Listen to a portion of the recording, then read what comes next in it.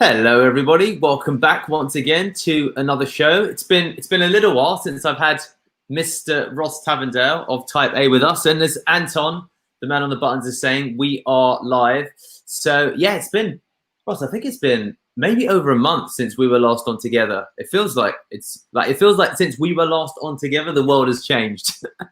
Yeah, I think based on your beard growth alone, it's been at least a month. I'm jealous of the ability to grow facial hair like that. Not only do I sound like Mrs. Doubtfire, like I can't grow a beard, so I'll probably end up looking like her the older I get. So well, they say the grass is always greener on the other side, and definitely, in my case, you're certainly a minority when it comes to looking at my beard and wishing that they had one. It's largely the opposite in the Shukla household. So everybody, welcome. We're gonna do as we've done on the previous shows. We'll spend the first 5 minutes allowing people to come in and join. So if there's anyone indeed in the audience, do tell us where you are right now.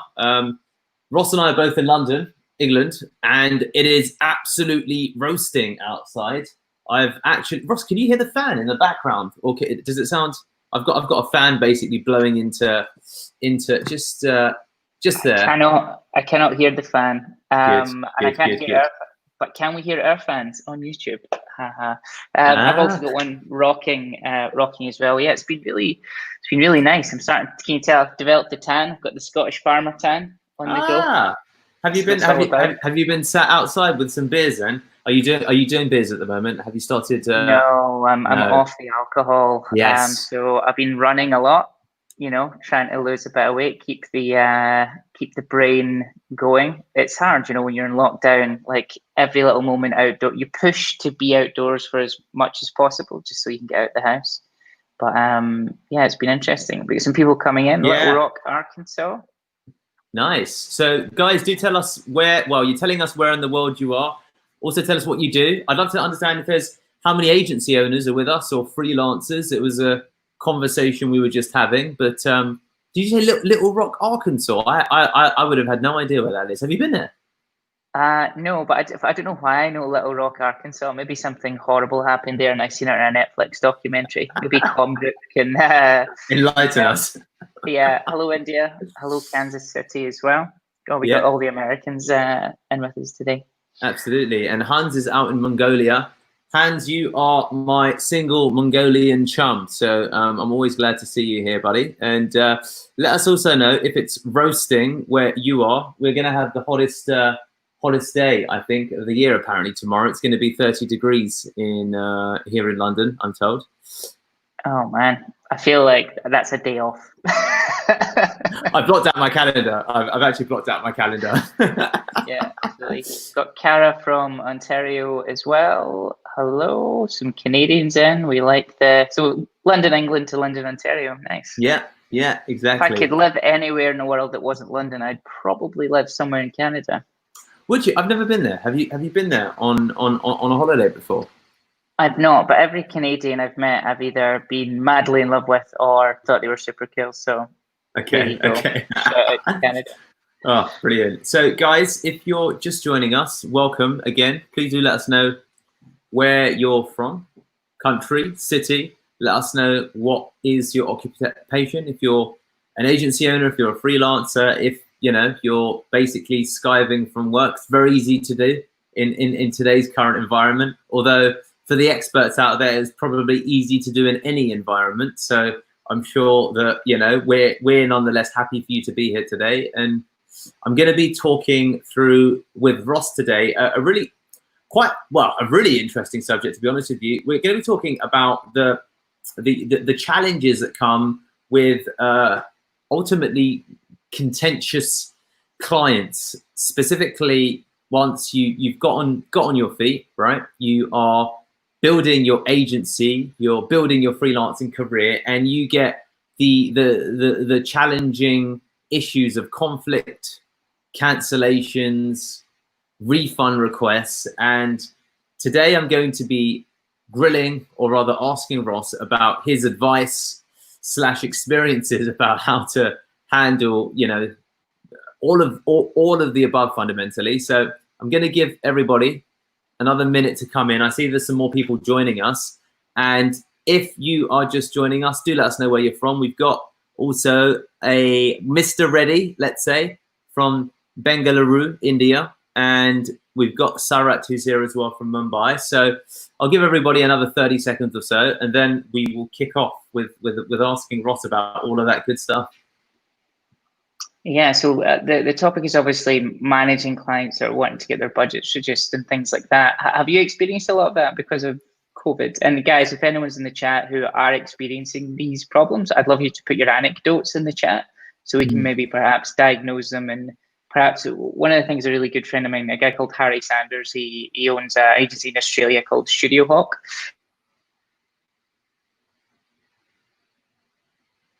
Instead of me saying, based on my subjective opinion, without any idea of where you're coming from or how you're running your business, I'm going to give you this advice. We're not going to do that. We're just going to share our experiences with you. To give you a bit of background, I've been running an agency in London for the past 5 years.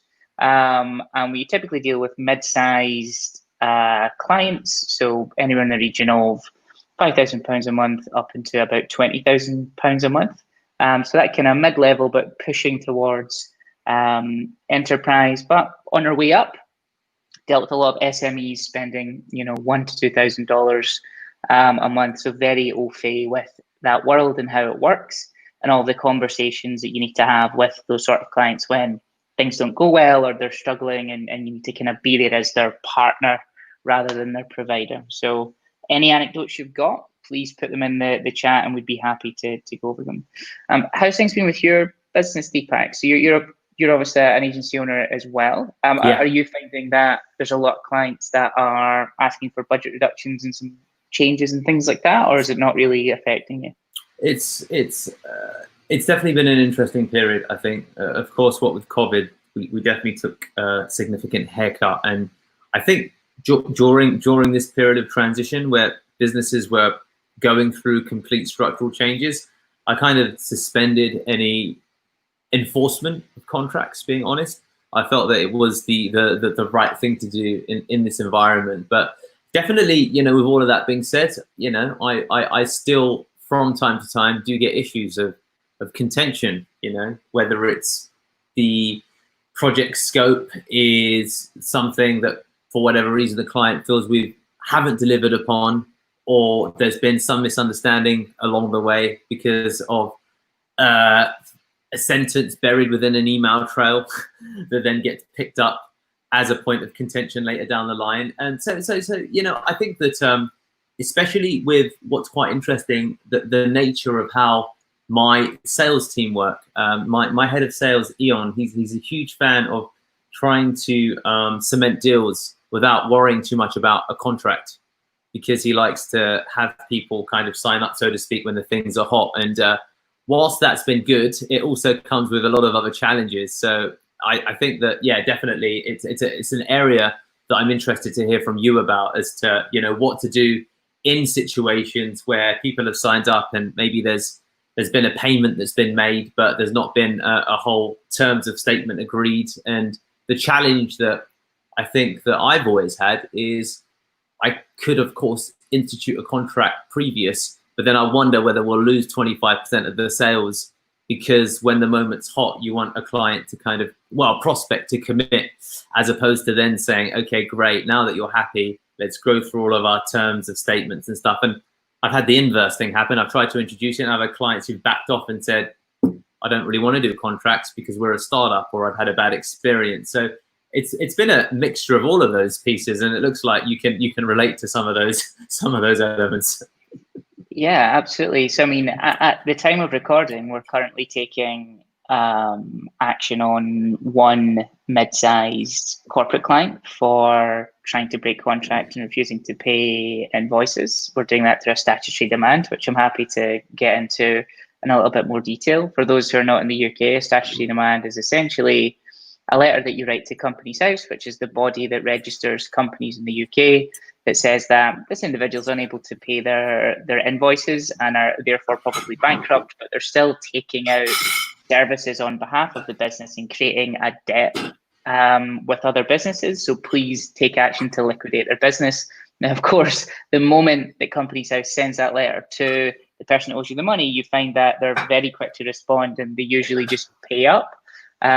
Or if they're in real financial difficulty and they've just tried to ignore you because they've been so stressed with all the things that are happening, you can put together a payment plan, or sometimes you end up just forgiving the debt they've accrued with your company if they've just got absolutely no way of paying it and it looks like there's no assets. We've also went through something with companies where they've actually went bankrupt because they owed the revenue service lots and lots of money, which was actually quite a high profile case in the UK this time last year. One of the large publishing businesses that racked up 3 months of bills with us, and then HMRC went in to take a couple of £1 million in tax money, and of course they couldn't pay it. So HMRC gave them a stat demand, and then that liquidated their business. So lots of that happens. However, there's ways and means that you can protect yourself against it. It's interesting that you talk about the not wanting to give them a contract because you'll scare them away. So when I hear you say that, I actually think, well, that's probably a good thing, because if people don't want to put down terms of service, understand how you're about to work, define what they're getting for the money. Like someone who just says, oh yeah, you do SEO, cool, great. There's $2,000 a month or whatever it is, 10 grand a month, whatever the number is. There's your money, go do the SEO. That's to me really suspicious, and it's a big red flag to say this client is disorganized and they don't really know the value of what we're doing. So have you lost business because you said, here's our statement of work and our terms, and they said we don't want a contract? So it's a really good question, and it's been interesting. I mean, there's two sides of it. I think with the way that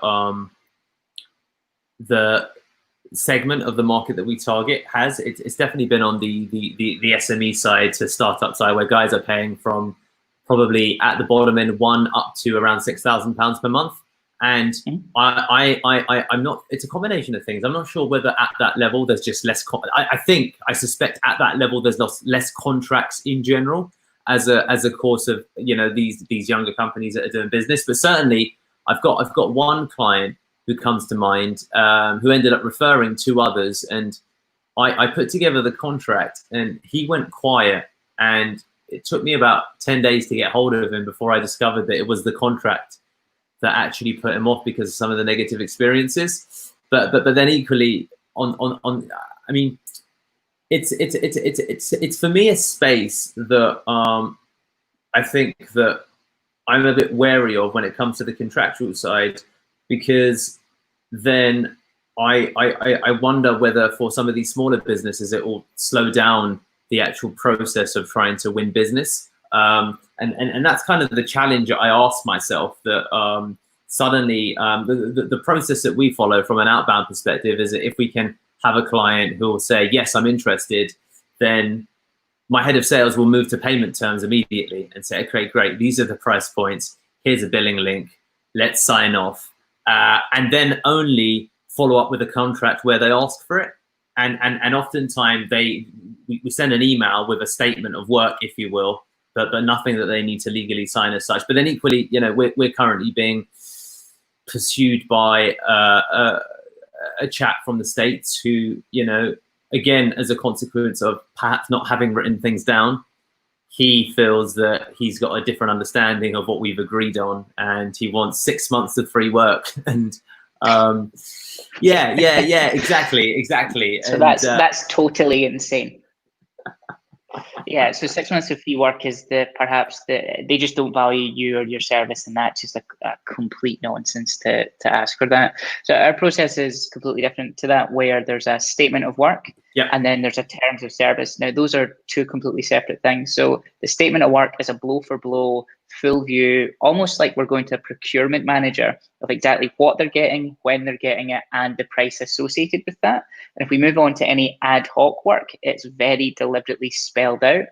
And if the client wants to change direction or update any of the deliverables, we then put a work order in to the statement of work to update it and get them always to sign it and agree on it. And the terms are essentially things like payment terms, cancellation terms, things like that, which are completely separate to the statement of work. And that kind of keeps us honest with regards to how much work we're doing and what they're actually paying for. We've always got that to kind of reference back.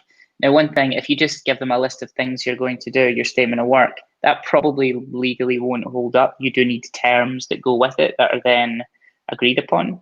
If a client's nervous about long-term contracts, we just say, okay, we'll give you a 30-day cancellation. So give me 30 days notice and you can cancel if we don't fulfill our obligations as part of the statement of work. Yeah. So if we don't hit a deadline or like give a deliverable at the right time or implement something at the right time, you can cancel within 30 days. And that gives them a bit of security. Some of them will say, well, what if I don't get, page 1 rankings within 2 seconds? Can I cancel then? And the answer is no, you can't. And if you think that's the way an SEO company works, then we can't work with you. It's just as simple as that, because just like you, we have to make payroll, pay for infrastructure costs, the whole thing. And we can't have this extreme flux and just deciding on a whim that you want it or you don't. So we've not, touch wood, lost a lot of people because of it. Probably in the last 5 years, there's been 2 people that have said, "Oh, this is a bit much. All these legal contracts. We're not gonna bother." And we said, that's absolutely fine. It's really interesting, isn't it? Looking at the different ways that companies grow and the fact that I Pearl Lemon as an agency, we seem to operate in complete an opposite fashion in respect of the way that we've done it, because equally and it may be perhaps par for the course in terms of the way that we've built our business. I've just always felt that as long as there's, for the most part, a gentleman's agreement that this is what we're trying to do, this is what we're trying to achieve, here's an email outlining what we're working through, then that will be enough. But what I'd love to ask your thoughts on then, Ross, is what is the process that you would advise anybody to follow in the instance, for example, that a client requests a refund because because they feel, for example, that, well, Deepak or Richard or George, whoever it may be, we're unhappy with the work that's been delivered, so therefore we'd like to request a refund. I mean, I know of some colleagues who have clients that sometimes threaten to just do chargebacks via credit card, which run for up to 120 days. And that's often sometimes the red flag that's waved. So what's your feeling in those circumstances where a client pursues a refund? Is there an approach that you found that's effective? Absolutely. So, I mean, the approach to that, it depends on the scenario. So there has definitely been cases where we've briefed into the SEO team at Type A Media. They've picked up the work, they went to deliver the work, and it's been really substandard. So perhaps we hadn't properly provisioned the amount of people and the amount of time we needed to do it. Perhaps that there's a bunch of delays on the client's end actually getting things over to us so we could start. So by the time we actually could do anything, it was really rushed. There's a million and one reasons.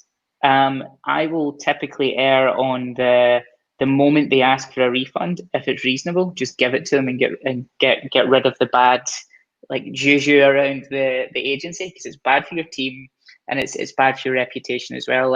As an SEO agency, you can live and die by reputation. So if someone is asking for a refund and in your heart of hearts you've not done that good a job for them, yeah, I would actually just go ahead and give it back to them if it's not that much of a big deal.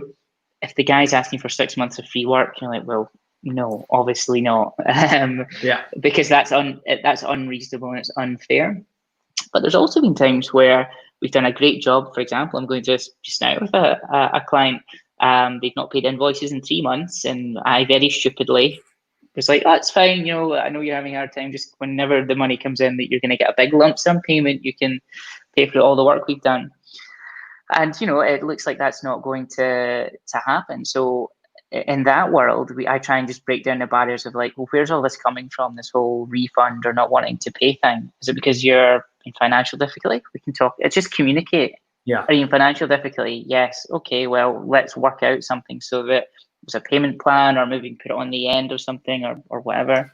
Do you just think we're a bit rubbish and you want to get away with not paying us? Okay, that's less acceptable. But still, I always try and open up lines of communication, and just as the owner, I think it's important to step in at that point. So don't get your team to do it. Don't get your commercial director to do it. You go do it and say, listen, what's up?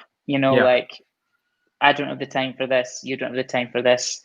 Let's talk it through. And with this particular client of ours, they're just like, oh, we don't think you've done any work, so we're not paying you. I'm like, okay. So we pull down all of our time tracked hours, all of our deliverables, like the whole deal, the client sending stuff off. I'm like, here's several hundred hours of work plus deliverables. Now what are we saying? So, oh, well, I'm not happy with the work. I'm like, okay. And that's why we've got this statement of work, because it actually defines what done is considered as. So I think that's very important. What's considered as completed work. Yeah. And if they wait 3 months when bills are due to then tell you, oh, by the way, that thing you done in February, I wasn't happy with. You're like, well, the time's kind of elapsed and it feels like an excuse now. So you just got to play it by ear. I tend to just refund or void. So, I think in the last, 3 months, we've voided, mid tens of thousands of pounds of retainer value, just because I just don't see any point in pursuing these people. But in some cases where we think we've been hard done by, we absolutely do pursue. Let's, it sounds like there's a really proper process there, and there's of course a lot to be said with striking the balance between when you have a client that has paid consistently but then asks to delay payments, and there's that goodwill that you offset against, okay, no worries. That's something that I've had happen to me as well. And you wait a few months, and then the company, for whatever reason, either they run into financial difficulties or they're not transparent as to the true nature of the problem. And a lot like what you've just emphasized, that they either duck, evade, or they're not direct with the reasons as to why. But what becomes clear is that they're not interested or in a position to pay. What's your feeling on how to manage, for example, clients that ask for an adjustment in payment terms, now that you've had that experience, as well as perhaps others?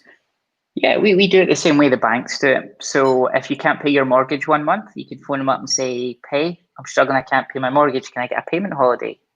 They don't come in and take your house. They say, "Yeah, of course you can get a payment holiday. You don't need to pay for the next month, 2 months, 3 months, whatever it is. I'm going to put it on to the end of your contract." So you're still paying for the service. It's just that you're going to be paying for it at the end of the contract, or we'll pro rata the amount over 12 months. So let's say that month 3, they can't, that's a bit of an alarm bell if they can't pay month 3. If they can't pay, let's say month 3, we'll take the remaining 9 months, and whatever the payment holiday is going to be, let's say they're taking a month off. So we would take the value of that month's retainer, split it over the next 9 months, and just add it on.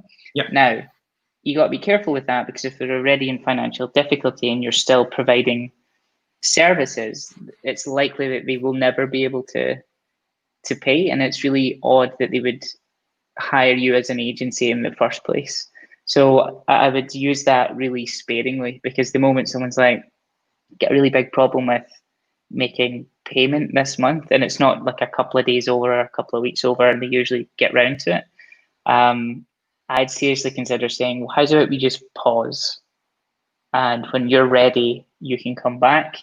So the idea of doing work for free with the promise of being paid later, I just don't think it's a very good idea. I think pausing the contract and coming back to it, and if after a couple of months they're still not in a good situation, it makes no sense for you to pursue that at all, in lots of different ways. And what I would say, when it comes to onboarding that client, is, are you doing financial due diligence on them? So there's literally a website called duedil.com, Yep. which is financial due diligence on a client. So have the directors ever been struck off?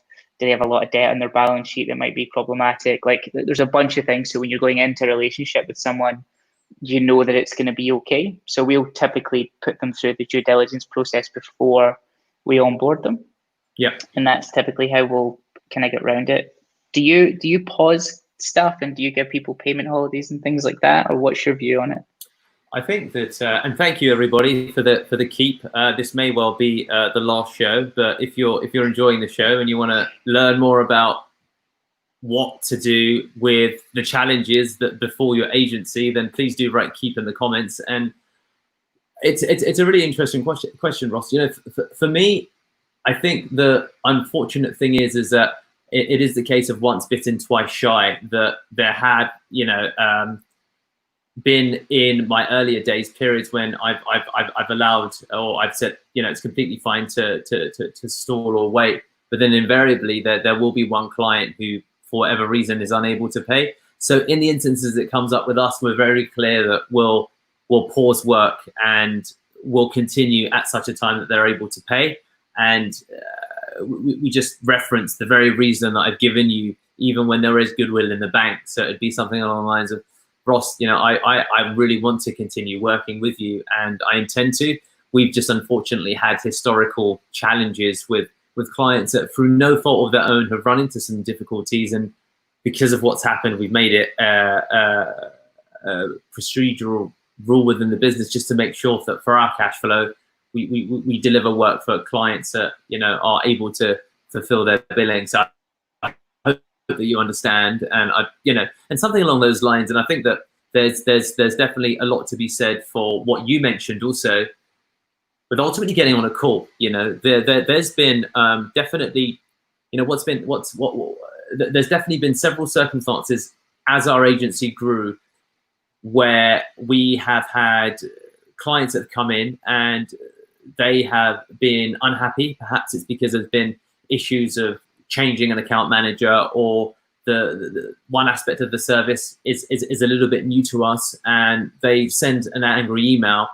And I found 75% of the time it's really just a case of getting onto a call and readdressing the truth. And this is one of the challenges that I think that a lot of agency owners have, that there is still a very prevalent us against them mentality that can persist even with one person internally on the client side.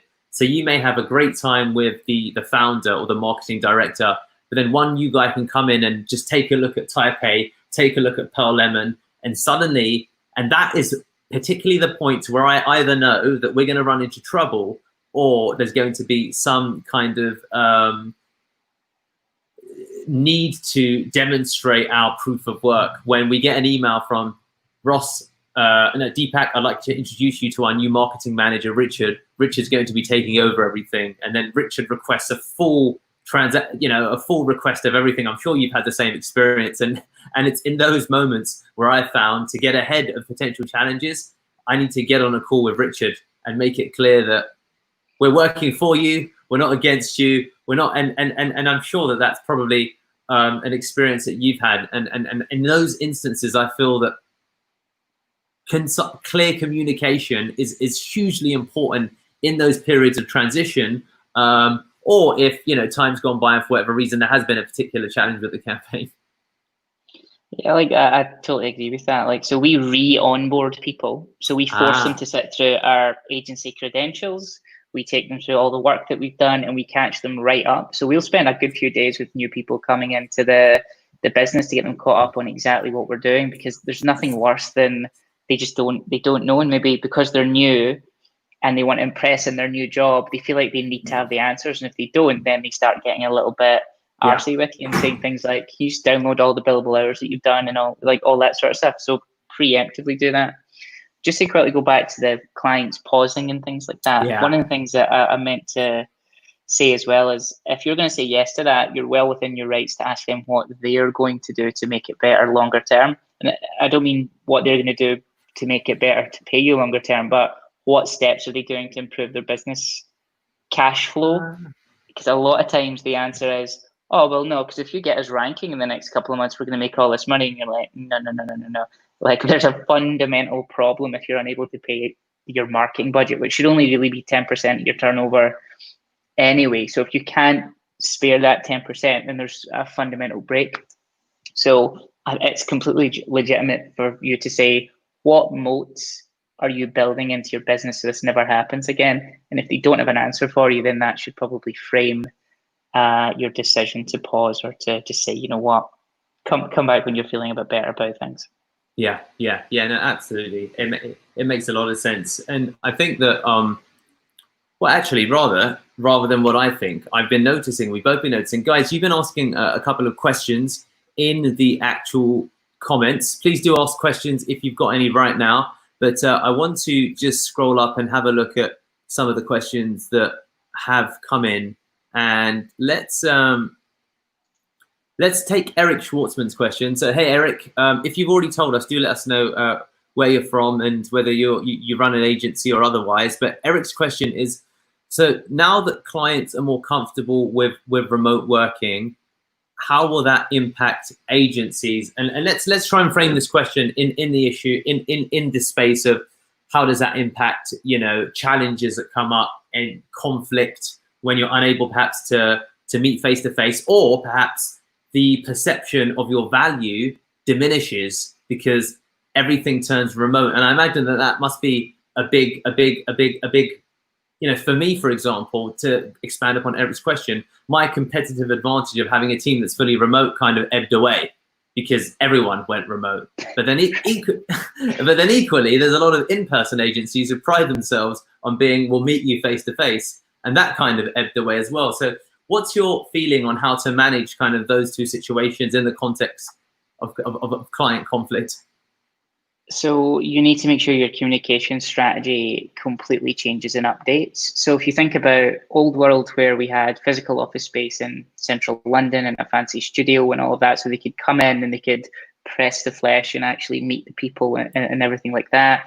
Something about having a central London postcode was quite a prestigious thing. So it helped with the trust part of the branding experience of the agency. So now you'd go to like conferences, and now it looks like those are probably not going to happen for quite a period of time. So the ability to actually build brand offline is completely went away. So you need to completely overdo it when it comes to online communication. So whereas before you could maybe get away with having a LinkedIn profile that was a bit whatever because it didn't really matter, or get away with a site with a blog post from like 2 months ago was the last time you updated, you'd probably get away with that because you're out going on conference routes and you're out meeting people and things like that. Can't get away with that anymore. So it just looks like you're not doing anything. So over communicating I think is really important, and just like giving a lot more upfront in terms of like digital downloads and access to who you are as a company, and really pushing company ethos, culture, and all that sort of stuff online. When it comes to doing the actual work, so it's the same work that's getting done, which is the funny thing, right? So there's no actual change in the quality of the output. If anything, it probably goes up because there's less distractions because you're not in an office. So the quality the client's getting is better, but the way in which you communicate needs to completely change. A lot of people have went from, we're going to do what we've done in offline and just continue that. It doesn't work anymore. So things like invest in decent cameras for all of your team and decent audio.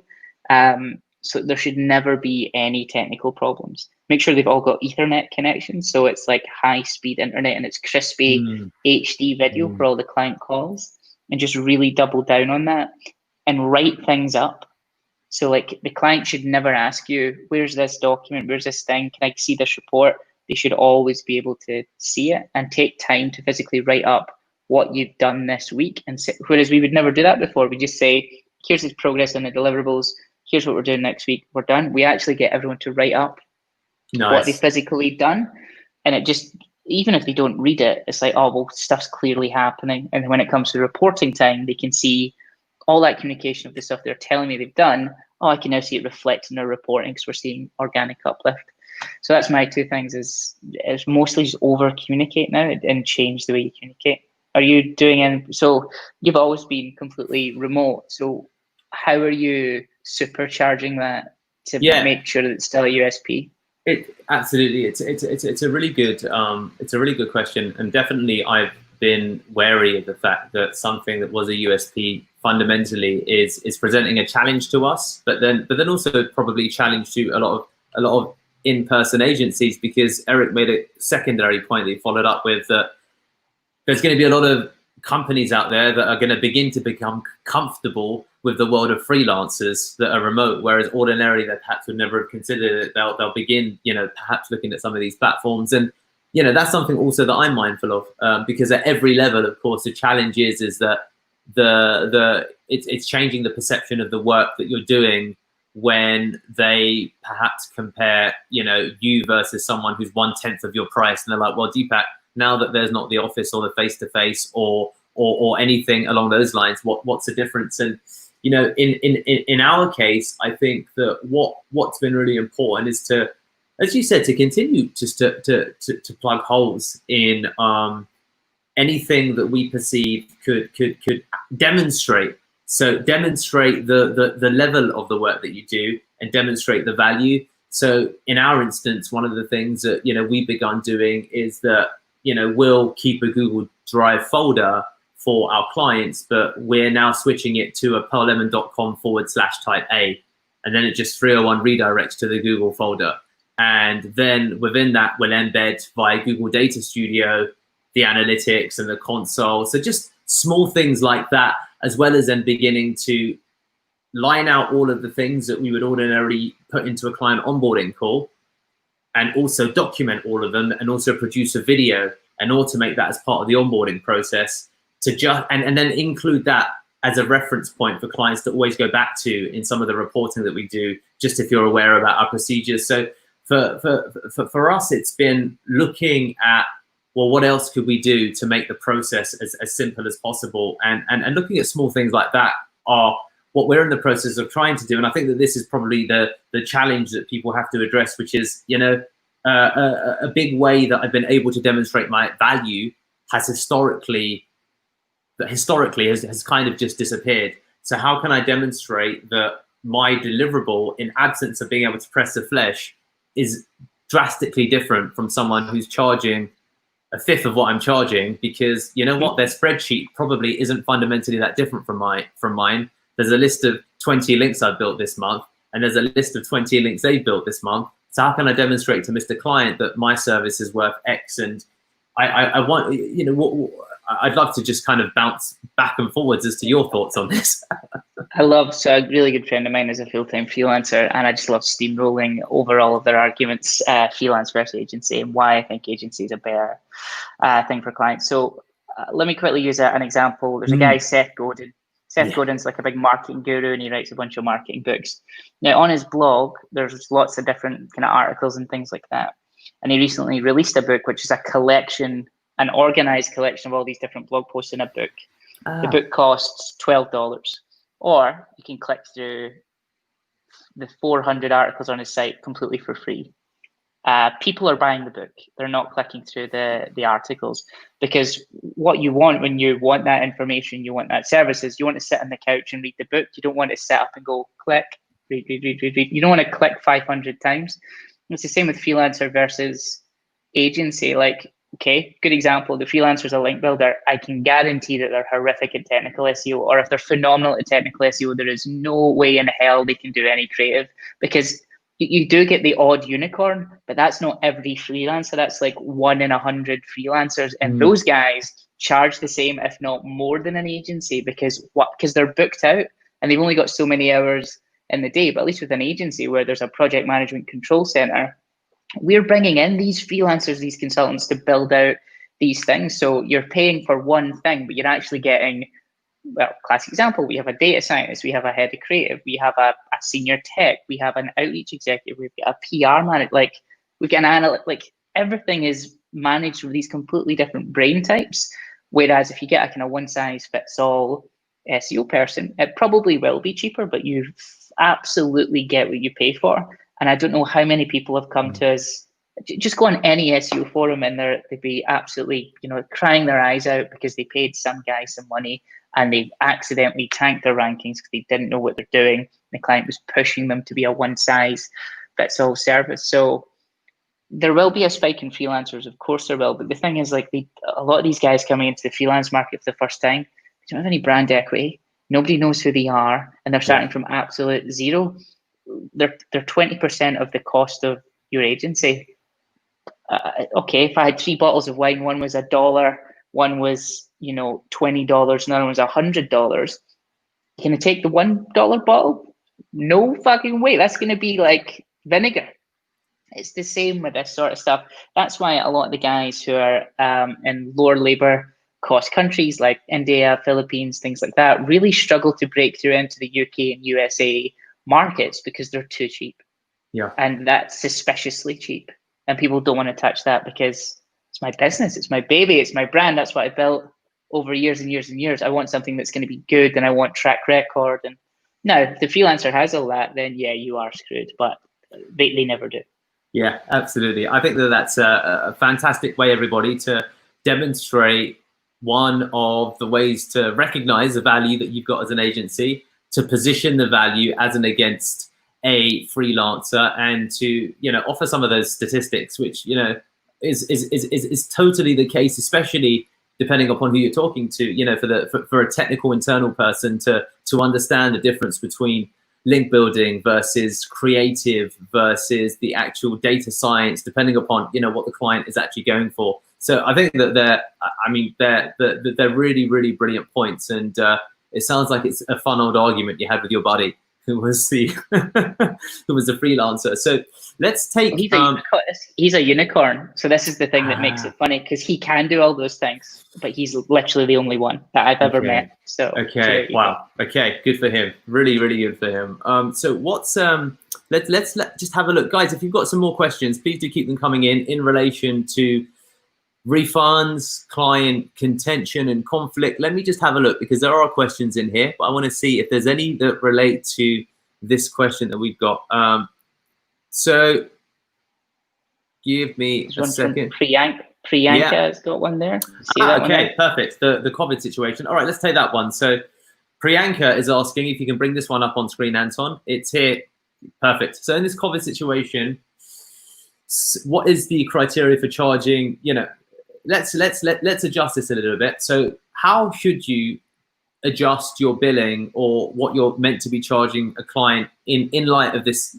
To take an example scenario, let's say we've got, you know, a company called Peaches. You charge them £5,000 per month, and then they're effectively saying, Deepak, we're in crisis. We know that the contract says this. You've been on tenuous ground anyway, because it's been a difficult campaign, and they said, we'd like to reduce the actual payment for potentially the same level of work. Can you help us? Because, and what's your response to a situation like that? My answer is no. We are very deliberate about our pricing, and we don't gouge, and there's not a lot of wiggle room when it comes to discounts, because it's just physical time, tools and talent is what we bill for. So, and we're already a cheap day rate for London standards. So we say, well, we can change the statement of work to reduce the amount of services, but we can't, so therefore bring your bill down every month, but we can't give you the same thing for less money, unless you want to sign up for a longer period of time, and then we'll maybe do it so there's something in it for us. But when people go into these relationships with you, these 6, 12, 18-month contracts, in the grand scheme of things, that is not long at all. And I've got a real problem with people saying, we want to change things halfway through. It's like, well, how unstable are you that you need to change a 6-month contract? It's just ridiculous. I just don't want to entertain that sort of thing. It's different if they say we're struggling, and then at that point you pause or you give them a bit of help. But if it's just they want it for cheaper, or someone comes along and they get emails from someone who said, because their site's now ranking, all the guys who scrape websites on page 1 are pinging and saying, oh, we can get you higher up the rankings. I'd say, well, if you want to go with them, go with them. Yeah. Like, I don't sell the unsellable. And if we've not done a good enough job to create the relationship with the client where they trust us and they're getting the value from what we do and they're getting the results, then I don't want to hold on to them. Unless we've completely broken our backs at the promise of something that they were going to give us later down the line. But yeah, that's typically how we would kind of think about it. We were actually due to increase our prices this year. So we've not changed our prices at all. We've changed our contract terms to make it more flexible, but we've not changed pricing, just because how can you possibly change pricing? Yeah, no, it makes complete sense. It makes complete sense. And what do you what do you propose in an environment where you've got a client who says we're in distress, but your suspicion is that it's a client that isn't in distress, but is using perhaps what's happened as an opportunity to ask for a reducement in terms? Because, you know, of some of the clients that we've had, I certainly feel that there's probably 10% of them where I really questioned what was going on, because I felt their business was doing well, but I felt perhaps stuck into a corner because they said that, you know, we've got these challenges. we'd love to continue. We're on your lowest plan anyway, but could we have some kind of discount? Cool. Show me. Prove it. If you really don't believe them, just be like, oh, show me. Go on a call like this, Open Zero or QuickBooks or whatever it is. Show me. Like, I'm happy to give some suggestions. But ultimately, if they are on like the lowest tier of plan that you have and they want further deep discounting, you just maybe have to have a conversation. Be like, I don't know if we're for you. Then, like, and I think we get this with kind of a lot of SMEs who are more just worried about the uncertainty of what's going to happen, and they just want to hold on to as much cash as possible. And that's fine. At that point, let them out the contract and let them go on their merry old way, but they can't have their cake and eat it. Like, we're not a charity service. I know that sounds really harsh, but the reason we have terms of service and a statement of work and a big drawn out contracting process is so that that's for their security. That's not for our security. Because if they know exactly what they're going to get and they agree to it, then why should there ever be any problem? So, I mean, we've changed terms quite a lot. So if someone's like, oh, we really want to have a reduction or something like that, or we really need you to pull it out the bag for us, there'll be times where I'll be like, okay, well, we're not going to reduce the amount that we charge you, but we can maybe add 30% more in terms of physical time for a period. So it's kind of like a discount because they're getting more, but there's no cash flow hit to you. Now, at that point, you need to really manage what's happening internally, because if your people are running at 100% capacity and you're like, can we get an extra 10% out of you? That's not a good long-term solution either, because I know your people will leave. So it's this balance, right? You want to try and help people and placate people, but there's only so much you can do. And I think we fall into the trap, especially if it's a business owner who's very buddy with you.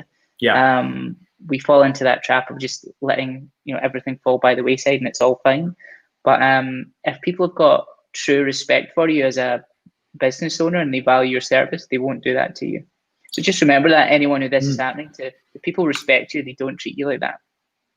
What do you, talking of the buddy scenario, how do you manage, another good example that I think I've experienced historically is clients who want to communicate with you in excess, where there's emails flying, they want maybe a daily call, they agree to the scope, they ignore the scope evidently because there's no byline that's written saying that, well, you can't request a call 4 times a week, you can't do this. So how do you cope with those situations where you've got a particular team who are overly communicative and they're unable to perhaps read between the lines? To be honest, this is all about having hard conversations and being nervous about damaging relationships by making sure that you're okay and your business is okay. So if someone says, I want a phone call every single day with a managing director, you're like, okay, give me 5 days of agendas. And inevitably they're like, well, I don't have 5 days of agendas, I just want to check in. I'm like, well, I don't think you need to check in. I mean, that seems excessive.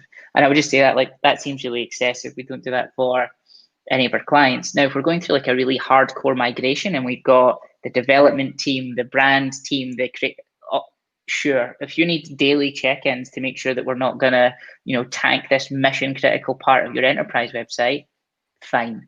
And also maybe put them on a little, like, okay, we'll do it for a week and see how that goes. There's been times where we usually have bi-weekly check-ins with our clients on the phone, and there's been times where they're like, I'd prefer every week.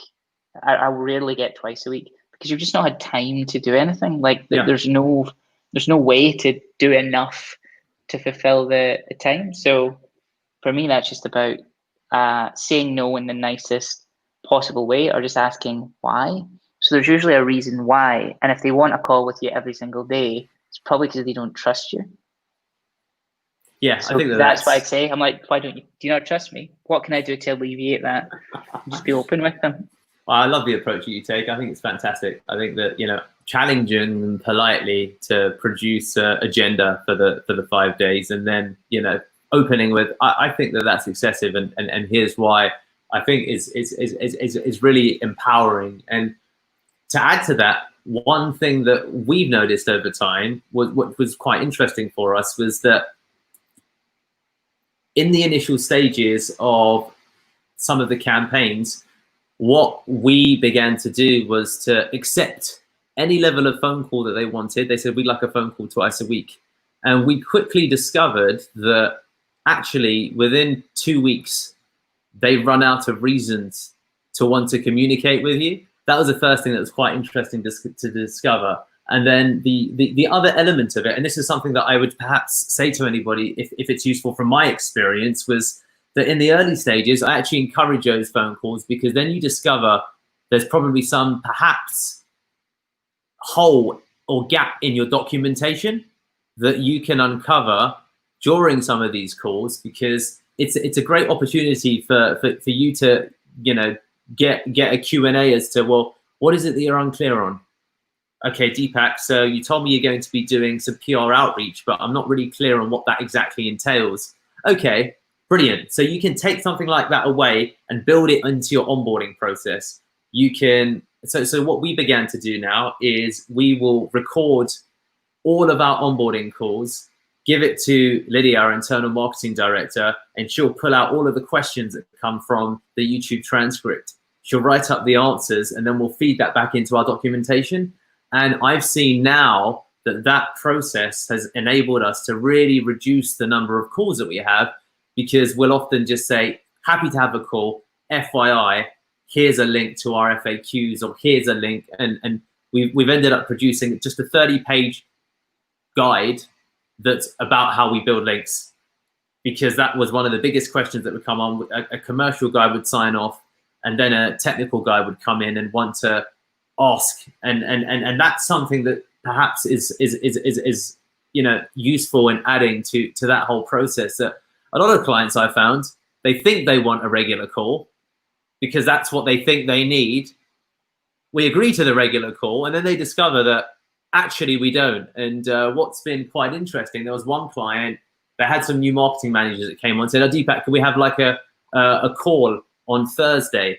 And they booked out an hour in my calendar. And I was like, okay, so we're going to have an hour call. And I asked them in advance, what are all of the things that you'd like to talk about? I'd really appreciate it. It's really important for me to be fully prepared. And they said, oh, don't worry, we'll discuss it on the call. And I pushed, saying, really happy to discuss it on the call, but I just want to make sure that I'm prepared. And then you find that you can actually answer all of the questions on an email. And then I said, do you still need the call? And sometimes they say yes, but the call's 10 minutes. But I found that those processes have been quite effective for us. I think that's a big one, is just pushing back enough to make sure that they actually get back to you and say, this is what we actually want. Sometimes I'll just take the call, because I think the way in which we survived such a long period of time is through the communication and the account management. There's definitely been times where we've ran, you know, SEO accounts where the client just could not implement because the amount of technical debt they had. And we were working for 6+ months with development teams to get things implemented and no progress. But because of us being on those check-ins, even just to chat about their day, or, you know, make some silly jokes and then go away and it's only 15 minutes. It really just depends on what you want and what the setup is. But if they're asking the founder, owner, MD for that consistently, yeah, they best be your biggest client. Otherwise, that's a very bad use of your time. So, see, we've got our favorite, we've got a Neil Patel wannabe in the YouTube chat, Mr. Craig Campbell. Hello, Craig. Thank you for. I'm glad that you like my hair. The beautiful comments. Yeah. We've got another 5 minutes left, and what I want to use this opportunity is to ask any of your final questions. I'm going to take some that are in the chat right now. So Com Group have asked a really good question, and the question is when you, so the specific question reads, what do you do to be proactive with client issues? And when you see that there's challenges or a campaign isn't performing or delivering ahead of time, is there a process that you have to manage a campaign like that? Yeah, absolutely. So again, like it's telling them that it's not going to go the way they want unless we can make certain changes, and just giving them, if you go in with planning. So I suppose the best example of this is if you're doing a PR campaign and it just flops. You know, you do your outreach and you get 10 links, 15 links, something like that, which a lot of people will be like, yay, but they've just spent 18 grand on it. So there's no celebrations happening if you don't get them enough. So what we done in that instance was we actually completely redone a campaign, all creative, absolutely everything, and then went into the meeting with the client and said, this has been an absolute disaster.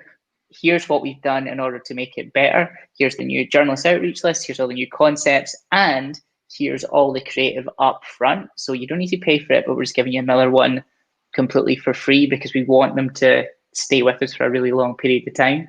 I'm really into the way that a lot of these kind of social media apps kind of tap into your dopamine centers and use almost like gambling-esque gaming stuff to keep you on them.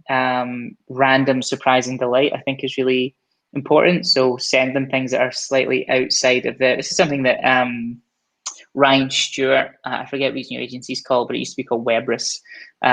He actually advocated for, where he said that we'll just send them, even if they've not asked for a social media strategy, we'll put one together and send it to them just randomly out of the blue as a little bonus, a little Brucey bonus.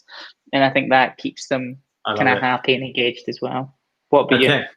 I think that definitely when there's challenges, I think that whole approach of presenting a problem with a solution, I think that approach fundamentally is for me what I found to be the most effective. Certainly, there's been, internally we'll look at a dashboard and metrics, and the May update recently was a good example where we just saw a lot of rankings just tank, and there were definitely two clients I had in mind who I knew just wouldn't care for the reality of there being a core update, and they would perceive it as being connected to the work that we were doing.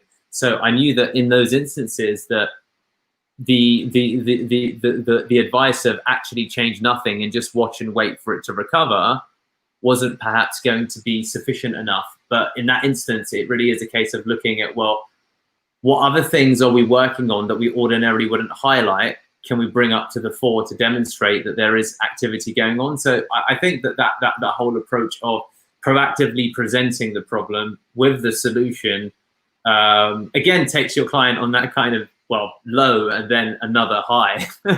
So it's kind of a reverse loop, if you will. I've got some bad news, but here's the good news. Yeah, and finishing absolutely. with that 1-2 strike is really important. The SEMrush sensor for any sort of algorithm updates. So we have a news show every week, and we actually take clips from that and send it to clients. So if there is an algorithm update, I've already made a video about it and we've already diagnosed it. And actually, if you reach out to the guys at SEMrush, if you're going to do a post or a video or something like that will promote the SEMrush sensor, they're very gracious, and a lot of the time they will actually provide like the background data, so you can do some like analysis if you credit them, because it's good PR for them, and the data is kind of like industry standard. So we actually use that and go to our clients and be like, we've done this analysis, SEMrush has been very graceful to give us this data, here's what's happened and here's what's likely to happen to you. And as long as they feel like you've got a handle on it and you know what's going on, they're much happier just to, if your advice is wait, they're happier to wait. Absolutely. No, I completely agree. And I think that proactive heads up is really critical when it comes to challenges like that. So we reach the last 2 minutes. Let's have a look if there is okay. So Congroup LR has asked another question. I guess this really is something that you perhaps have answered to a degree, where it says, have you ever proposed added value to mitigate refunds, chargebacks, or challenges? So what would you recommend in an instance where you think, you know what, the work that we've done has gone bad, and perhaps let's change it slightly. The client is aware, and there's no recovering that direct piece of work that we've done. Sometimes if that happens, so it rarely happens, because that's very bad for business to do a bad job. So when we were kind of growing really fast and at a massive clip, and some things would fall through the cracks, a lot of our losses was me stepping in and saying, I don't think we've done that very well, we're not charging you this month. And that actually builds up a lot of goodwill. I mean, we done it with a flooring company that we had on the books for 3 years plus, but at the first couple of months, we're like, we're off to a bit of a shaky start here. Here's what we're going to do to get updated. Don't worry about that list invoice. We'll start again. And because they've got faith in you, and they've got faith in you wanting to do a good job for them, they tend to let you away with it. But I'll be honest with you, nowadays, if you make a pig's ear of it early, it's very hard to claw back. And you need to work extremely hard to get them back on side. So it's a hard place to be. Sometimes you just got to swallow it and be like, made a mistake there. Yeah, absolutely. I completely agree. So guys, we have come to we're on the hour. So thank you everybody for tuning in. It's been really good to have Ross from Taipei with us to walk through how to resolve challenges that come as a consequence of complaints, cancellations, requests for refunds, and all of the like. If you've enjoyed this webinar, please do continue leaving comments, and of course subscribe to the YouTube channel. And it remains to be seen whether we'll be back, but regardless, thank you for being part of this journey, and I hope that this webinar and the ones previous to it have been useful as you all go out and grow your agencies. So thank you, Ross, and thank you, SEMrush. Thank you, Deepak. Take care, guys.